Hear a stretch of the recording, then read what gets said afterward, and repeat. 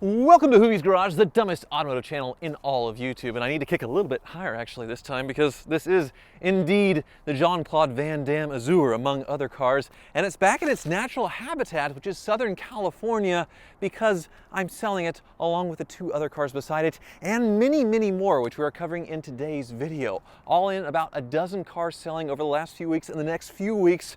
And it's, well, it's kind of sad, especially with a few of these. But the way I'm selling them is kind of weird, but makes sense in a long about kind of complicated way. That jump cut. Yay! Did you use the word long about? Yeah, I know. It's rare you hear long about. I know. You're gonna start from the start? Yeah. Are you out of your mind? Take it from the kick. What? There is nothing on the planet that could get me to start that from the start. Oh, you thought that was good? You did like 2 minutes. Yeah, it was good. Are you, dude? Thank you. Welcome to Hoovie's Garage, the dumbest automotive channel in all of YouTube. And I actually need to kick a little higher and harder because this is indeed Jean-Claude Van Damme's Azure and two of my other cars, but this one, it's in its natural habitat, Southern California, because of a sad reason actually. I am selling it along with the two other cars and about a dozen others, which others. That's why I would have, I mean, you're gonna give up all that over the word others? Yep. Well, this will be it. Welcome to Hoovie's Garage, the dumbest automotive channel in all of YouTube. And I need to kick a little bit higher, actually, because, oh, geez, this is indeed the Jean-Claude Van Damme Azure, and it's actually in its natural habitat here in Southern California. Oh, damn it. That hurt. What the hell did you do? I just pulled something.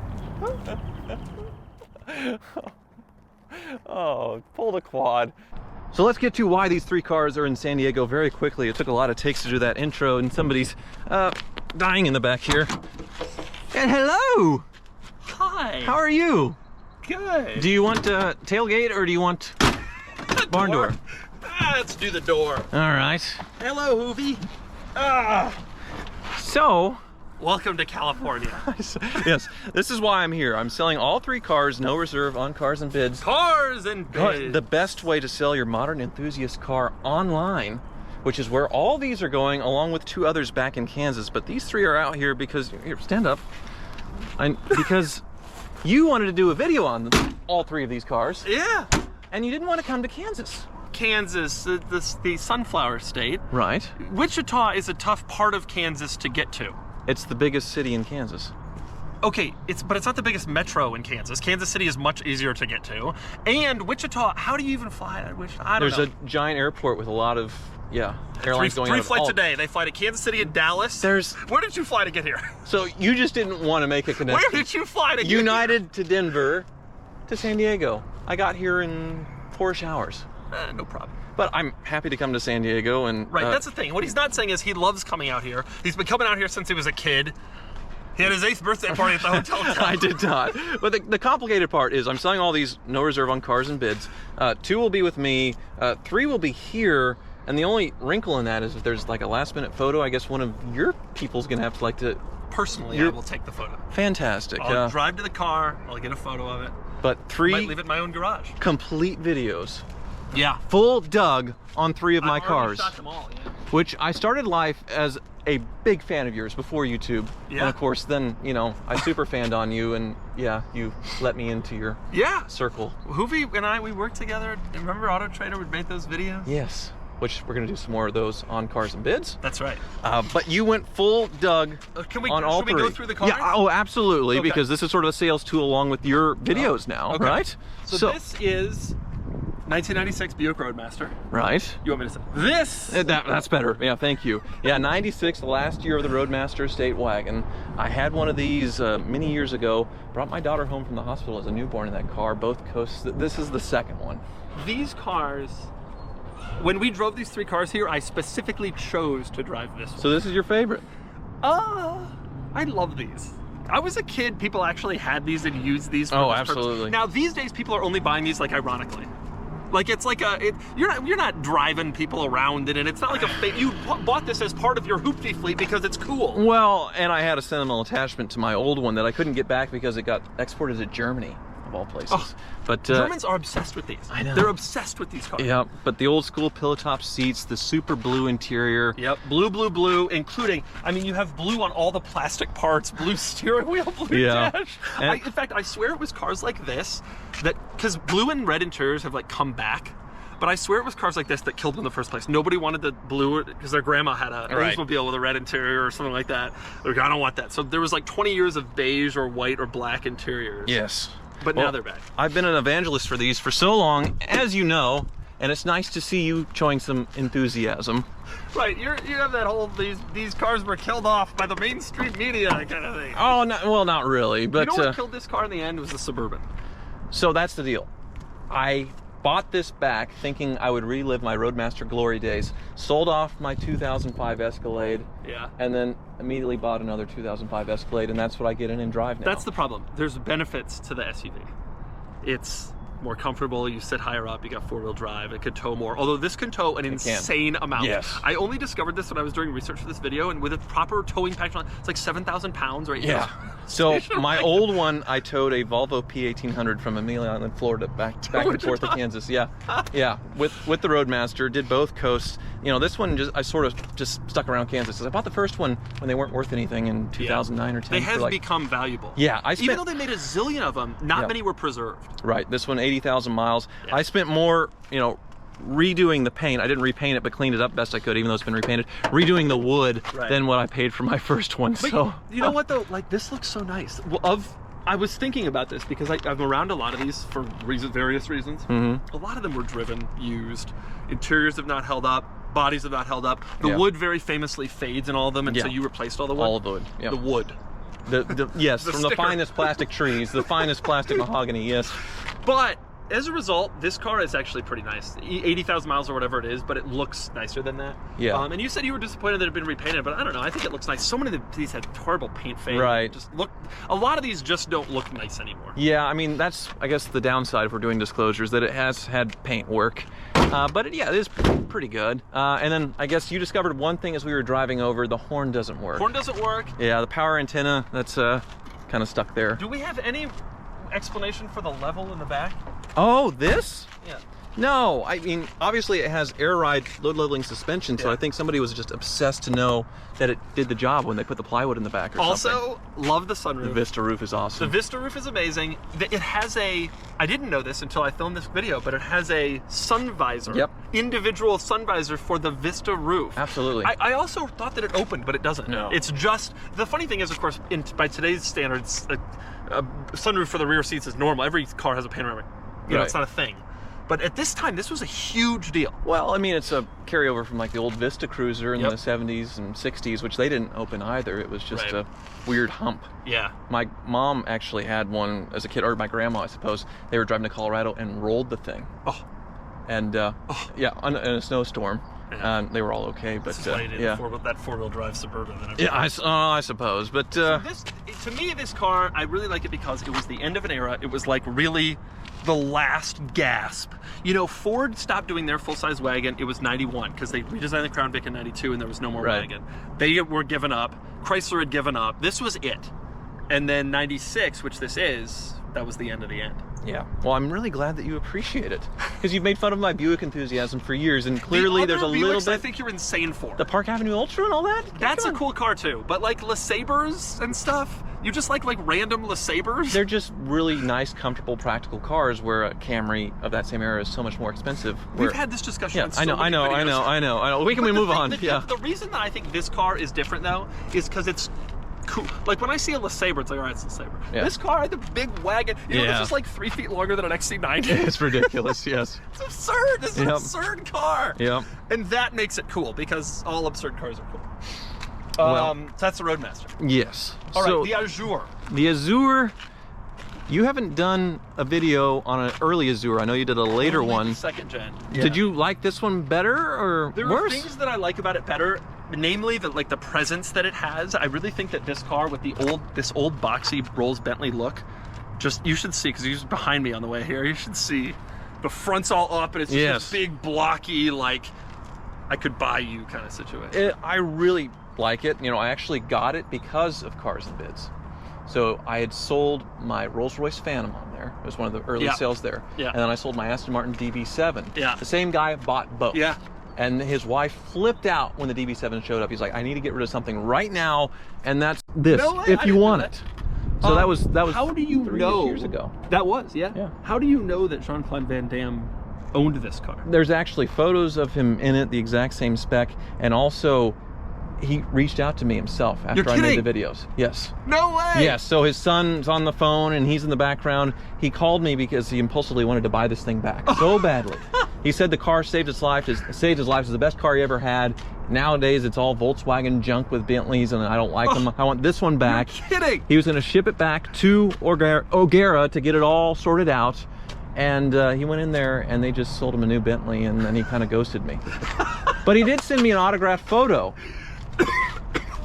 saying, you know, thanks, Tyler. And he all that admitted it, this was mine. And Yes.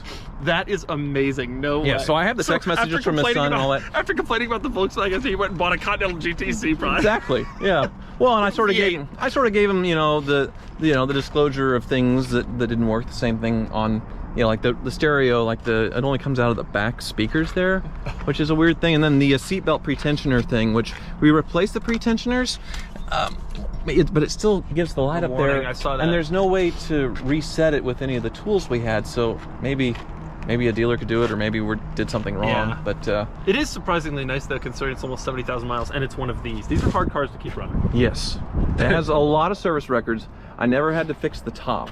But there are 2 top repairs in there for like $7 grand and $8 grand.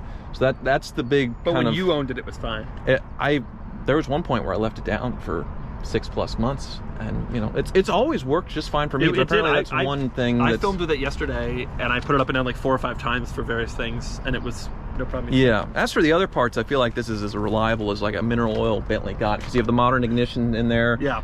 Pretty decent power for, you know, the old big turbo with the V8s, and the suspension, of course, and the brakes a little bit more modernized, but you know, still that very old school. Yeah.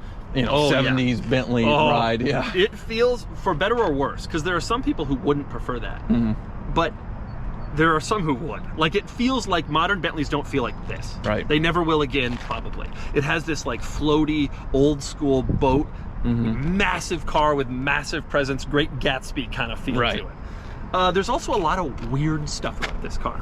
One thing that I find absolutely bizarre is the starter button. Have you ever thought about this? Oh, yeah. With, like kind of this car with this beautiful wood and leather and aluminum trim everywhere, chrome, absolutely gorgeous. But because it's in the era of starter buttons, they were like, we gotta put a starter button. Right. So they get this red plastic looks thing. very aftermarket. Yes. Yeah, it really looks like Jean-Claude was like, I need a starter button. So he had one installed. Yep. But I guess that's not the situation, obviously. I mean, it's perfectly placed in there and has the same chrome ring as everything else. Yes, and then same with the Rolls-Royce of Beverly Hills Special Edition. It is for a amazing Bentley. to me, thinking back at this, how linked Rolls and Bentley were at that time, because now they are so, they're not absolutely nothing. Well, in 2001 they were kicked apart, but there was a different kind of. It was a total, and they all that Rolls-Royce and Bentley existed to do was make slightly different versions of each other's cars. Right. Yes. That was the whole brand. Yes. That was their the ethos Corniche at the time. of this version, which was much rarer as it turns out. No, but this car is amazing, and it's just like, oh, the presence. Yeah. The way you feel when you're driving this is like, everyone get out of my way. Yeah. Of the 3, this is kind of the hardest one for me to sort of get rid of. But I've only driven it maybe twice in the last year, other than, you know, moving it around the garage. How come you don't drive it on the road? I just sort of haven't. I don't know. And then I keep thinking in my head, I want to go back to Phantom. And I don't want a drop head. I just want the straight up Phantom coupe. Oh, the coupe, like the 09. Yes. Those are hard to find. I know. So why don't you want to convert them? I just feel like a coupe is rarer and just different. I just like the look of it, and I don't want to think about the top and stuff anymore. I have a lot of convertibles. Yeah, no, you're right. That's true. It's one less thing to have to worry about. Yeah. No, but this is a beautiful car, and it's special, and it truly comes from an old. Look, I filmed the video. I had to be like, hey, this is the engine. You were leaning down and. Yeah. Oh, okay. We'll clean it. I'll clean it. No, I mean, people may like that. That may come like with the car. Doug's paw prints. You farted in the seat type of thing. Yes. No, but this is a cool car. Truly the old school, the old days of Bentley, and kind of the last of it. I mean, the Arnage, but that was kind of the end of the line of like cool, old school, legit Bentleys. Absolutely. Not that I don't love the VW cars, because they are great, but this was like Yes. So the last one, the Audi S5, it's a cool car. I'm surprised how well it drives. Yeah. It also how cheap. Yeah. I don't know. Way affordable. No, they're certainly affordable for what you get. V8, naturally aspirated, manual transmission. It's also beautiful. I mean, this has always been a gorgeous car, proven by the fact that this car came out 16 years ago. Right. And it still kind of looks just like this. Exactly. All they did was like slightly update the design over the years. So of the three, this is definitely the most driver of the bunch. Over 100,000 miles, some paint work, some paint issues and things, but it has been gone over a lot. A lot of work. This is a true Hoovie build, which is to say, he's taken a car that was rough. He spent way more than he should have on mechanicals. I will lose money on this. And it's still cosmetically rough, but you can drive around in it. Right. And just have like a nice car that you can trust. Yeah. You know something else that I find very interesting about this car? This is a 4.2 liter V8 naturally aspirated, 354 horsepower. Do you know what the current S5's horsepower rating is? No. 349. Really? Yeah. So with a 2 liter? Yeah. No, it's a 3 liter V6. Oh, okay. Now, but still. Yeah. Obviously the naturally aspirated V8. You know, people talk about like the 458 being the great to have, and it's the same, I think. Also, they Audi, only did this for, I didn't realize this also, but they only did this for like 3 model years. It was like 08, 09, and 10, I think. And then they switched over to the V6. Yeah. And then sticks went away and all. I mean, you know, this was the one. And yes, it has an unusual red interior. These were not at the time. Now so many cars have red interiors, but these were not made at the time of that being more common, and I'm surprised to see that. Yeah, well, I first saw these, same with the R8, you know, in Iron Man, and Pepper Potts was driving around in this in the background. Did you remember that? Yeah, and in this spec? Yeah. With the red?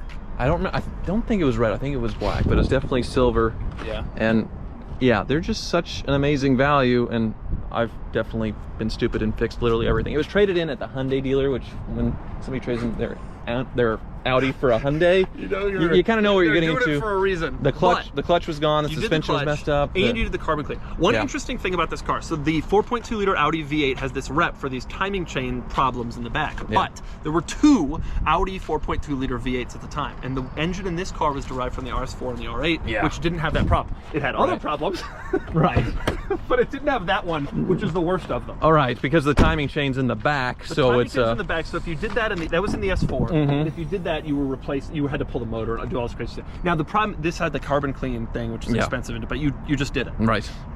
Yeah, and valve cover gaskets and things, and it does drive really well. The exhaust makes it sound really good. Performance unlocked. No, the exhaust sounds good. This car sounds great, and it drives great, and it looks great, and it's shockingly cheap. But what you're rolling the dice on is, how's it going to be reliability in 2-3 years, 5 years? I've done the bulk of the issues, but yeah, absolutely right. It's still a bit of a fear. I feel like you'd be better off with this than say like a 335 with all of their issues. Or, that's a good point. That's a good point. You know, there's a lot more gotchas with that kind of stuff. And you get a stick, which Mercedes wasn't offering at the time or anything. I think this is a cool car. Walter de Silva. Yeah. So you cruised in the Roadmaster over, so that's your favorite. Yeah. I have to choose what I'm going to cruise for the next few days here. Right. Before I go home. Right. And then list all the other cars that I'm selling, which 2 more on Cars and Biz No Reserve. Right. And then a lot of others that have gone recently. One of them I'll disclose now because it was my E-Type Jaguar. You're selling? It's gone. Sold. I've sold it. Sold it to somebody you know. The same guy who bought your S-Cargo in Lawrence, Kansas as Adam pizza. Was his name. Yes. He bought my S-Cargo to deliver pizzas. Exactly. He owned a pizza. Did he have the same idea? No. And actually, he said that S-Cargo got ruined by all the teenage pizza delivery people breaking everything in the interior, breaking the shifter. Which I'm sure you can't find. No. He sold that car on Cars and Bits. A guy bought it who was running for state senate in Pennsylvania, and he like wrapped it in his state senate campaign insignia. I swear this is true. And that was the next iteration of that car. Yeah. And I kind of want it back, but apparently if it's all damaged, I don't worry. But I kind of want an S-Cargo. Yeah. You should get one of those. I don't think so. But I thought that was a funny shared coincidence there. That was a sad car to get rid of. Obviously too old to sell on your side. Yeah. So I'm very happy. His dad came to get it as well. They're sharing it. It's like a dream car of theirs. So did they drive it back to Kansas City? Or they trailered it back. But man, was it Lawrence? No, it's Lawrence, Kansas. I think he had pizza places in both. Yeah, I think you're right. That's awesome. Yeah. So that's gone. So that's sad. That's gone. But it's awesome that he got it and that he's in it. And there's a lot more. But what are you going to drive for the next few days? What? Drive around in Jean-Claude's Azure. Dude, you can be like, yeah, you're driving around in Southern California in Jean-Claude's Azure. You're gonna go back to Wichita, what are you driving there? That would be a pretty good send-off. I'll have to think about it. Well, I'm back, and it's nice to be in an environment, once again, not mine, but back in my home state of Kansas, and I don't have Doug behind the camera heckling me, so I probably won't mess up as much. But these are the other two cars selling no reserve on Cars and Bids, and they will stay in Kansas the entire time, so I don't have to like get, yeah.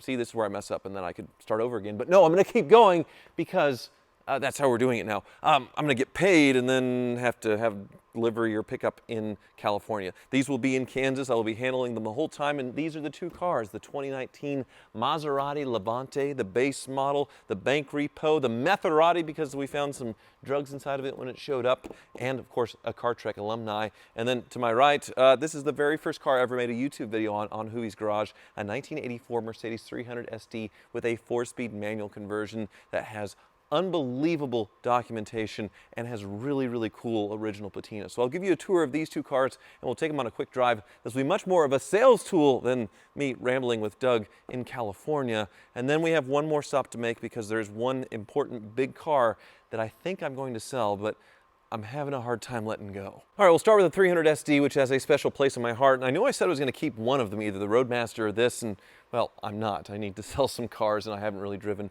either of them. So I'll get rid of this one as well. And I love the fact that it's the original petrol blue-green paint. The bumper, the two-tone parts, has some touch-ups here and there. But all the paint up here, I believe, is 100% original. And showing some age. This is a wear spot here. A few other little things. But overall, really cool. Really neat wear. I added the Euro lights. This is where I started modding it. I bought it completely stock from the original owners. It was a one-owner car before that. Lawrence LO wheels, which are about the coolest wheels you can put on these things. And yeah, inside, very, very nice.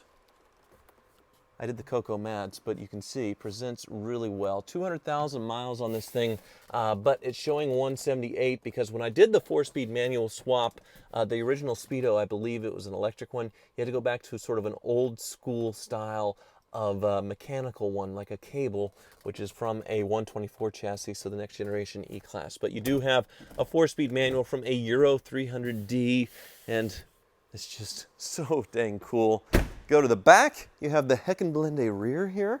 You can see, makes the taillight sort of one piece, like a light bar, kind of like what cars are doing nowadays. And you go in the trunk, and the documentation is just ridiculous. It's unbelievable. This is all the service records from new until, well, a few years ago, just over the top crazy. And then the original window sticker, the original brochure. You can see when the original owners were picking out the car, they picked this choice, number one.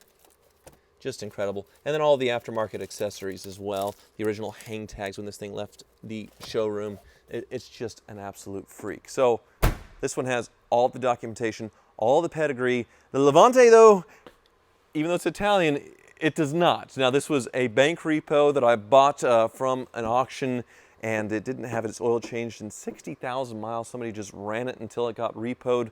And, well, it needed 2 oil flushes. It said it had a sludged up engine, but actually it came out. It's actually ran and drove great for the last 3,000 miles that I've owned it, including Car Trek, where it took quite a beating. But as you can see, it's cleaned up really nice now.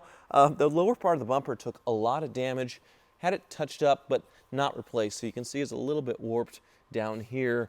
And, you know, little chips and nicks because it was just sort of painted over and repaired as well as possible. You can see the modifications, the off-road tires there, which do throw a code for the air suspension, something implausible, something. So it doesn't like it, but it does everything that it's supposed to. It rides absolutely fine. I added the roof rack as well and the bars for it, which was quite expensive, but absolutely necessary since I did have the spare tire mounted on the roof to look really cool. Nowadays, it just lives in the back. It's a full-size spare with the off-road tire, so if you did get a flat, it would all match. Go inside, it has detailed up really well, no remnants of the beach or any of that nastiness. Looks really, really good for a 105,000 mile car, but it is, of course, a 2019. So, yeah, I'm selling it, no reserve. I have no idea what it'll bring. Most certainly it'll be the cheapest Levante sale ever, I would imagine, because of its story and all that stuff. But I've really enjoyed this car. It's just an extra car that I don't need. So actually, we'll take these both for a brief spin, and then we're going to go talk about the final car. Starting up. Little crack there in the tachometer. No suspension warning light right now, but in the photos it was. And we're off. Now, I've had a lot of sporty SUVs, and I think the Levante is just about my favorite when it comes to the driving experience. It has a fantastic engine. The noise is just great. And the handling, really, really, really good for an SUV. Of course, you have to look past sort of the Dodge Chrysler that can get loose sometimes, it has to be popped back in. But you have to look past some of the Chrysler stuff in here, like the Dodge Dart start button. And of course, this is all straight out of a Jeep Grand Cherokee for something they charged $100 grand for. It's absolutely insane that they didn't make the interiors nicer. But the overall experience of this thing is really, really nice. I mean, if you want an SUV that you can enjoy driving, it's not like an appliance. I mean, this is it for sure. Listen to that little fart on the shifts. Just so cool. Windshield, little crack there. So there are some things, but overall a really solid car despite its history. Let's move on to the SD. All right, time for the SD. Now, the ignition had locked up on this very common thing to happen. It was replaced. You can't get one that's key coded though, so you have to get one with different keys. Now, the door key and the ignition key are different, but you have a bunch of keys of both. But with these old diesels, you wait for the light to turn off. Slight annoying buzz. And there we go. Clutch action on this thing, very light, very smooth. And it being a turbo diesel, it's just fun. Of course, in Europe, this is how it was meant to be with the manual transmission with these diesels because they're taxi cabs, but they never did it in the S-Class, of course, the United States. I'm not sure if they had this turbo diesel at all in Europe with the SD. But here we go, pulling out. Exactly the same as the video in 2016. Just very smooth, very nice, very easy. Now, a lot of people wish I had found a 5-speed. They are very hard to find, the 5-speeds. With the 4-speed, it's just fine. Downshifting is easy. I would say there is one quirk. Here's reverse. And it's just more of diesel life than anything else. Put it in first. Breaking the tires loose there a little bit. 2. All right, 3. And then I'm going about 30 and I'm gonna put it in fourth. And you hear that little hum. It bogs down a little bit if you shift into fourth too soon. Really needs to be around 40 before you put it into fourth on this car. Is sort of the diesel harmonic resonance. I don't know. It's always done that. But otherwise, she's just old faithful. But otherwise, she's just old faithful. So, bit early, bit often. I'm going to regret this one big time. I regretted selling it the first time. I can't believe I'm doing it again. Well, there's this big Bentley-sized hole right here, which I have not filled. There is really no replacing that Azure and so many others, but unfortunately, it needs to happen. One of the things that's also happening is I won't have this garage for too much longer. I'm gonna have to move the lift and go film somewhere else here in the near future, so obviously don't have as much space for cars as well. But I do need to sell a few more to get over the finish line. So far, we've listed about, 8, 10 or so. There's also the Range Rover, the Nightmare Range Rover. I've sold that to J&J Auto Wrecking for it to get destroyed. They also bought my old Maybach, not the current one, the 62, but the old 57 that had the title issues. They bought so many other cars. Their inventory is insane. You can check them out. But that one is gone. I also sold my Silver Arrow, the 2002 Silver Arrow. I think you saw that in a video recently. And my blue E39 BMW M5. I absolutely loved that car. Was going to sell it on Cars and Bids, but a mutual friend of the Car Ninjas begged me into selling it to him rather than putting it in the auction. So I did that. Gets me close to the finish line, but I do need to sell a few more cars, at least one heavy hitter, and well, it's going to be the Murcielago, unfortunately, I think. I've had a pretty solid offer on it that I haven't taken yet. I'm figuring out what I'm going to do, but yeah, 3 years of ownership with the Murcielago, and honestly, I get in and drive the Z06 a lot more now, and the 599, the Ferrari with the manual conversion, so this thing has sat quite a bit, but man, is it tough to get rid of this thing. It sucks, but it needs to happen. Thank you so much for watching.